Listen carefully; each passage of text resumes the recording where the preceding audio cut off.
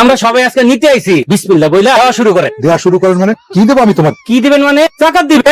আর লোকজন আইতাছে। আমার বাপের জন্মে আমার জাকাত দিতে দেখছো? সবাই ভাবলি কেন আমি জাকাত দেবো? কে আমি জাকাত দেবো? খবর দিচ্ছে কে? কে খবর দিচ্ছে? যখন আয়েশা করছে তখন জাকাত দেওয়া তো ফরজ। জাকাত আপনার জন্য বাধ্যতামূলক। আমি ধন সম্পদ তুমি কই দেখলা? আমি তো দুই বেলা ঠিক মতো খাইতে পারি না, মা তোমাদের খাইতে পারি না, তুমি ধন সম্পদ। আপনি তো কিপটামি করে আমাদের না খায় না। আমি সবচেয়ে ভালো কত ধন শোনেন, জাকাত হইতেছে জানিস অসম্ভব, আমি 1 টাকাও জাকাত দেবো করে খাওয়াইছো। জি জি জি, হ্যাঁ আমার শ্বশুর আব্বার নামই তো কাশেম মন্ডল। দাড়ি পাকা, হ্যাঁ দাড়ি পাকা। এক পা কবরে গেছে।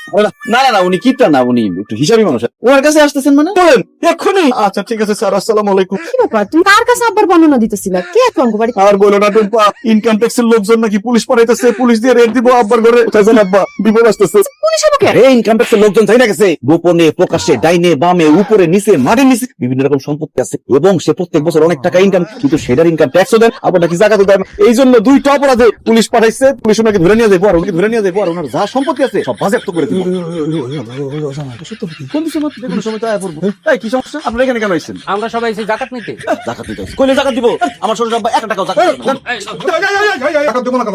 জাকাত ফরজ, জাকাত তো দিই। আইসা পড়ছে মনে হয়। কেন আপনার জাকাত নিয়ে আসুন? আপনার কত টাকা নিয়ে দেন? হ্যাঁ জাকাত নিয়ে আসুন, জাকাত। আমার শ্বশুরের মন কত বড়। জাকাত না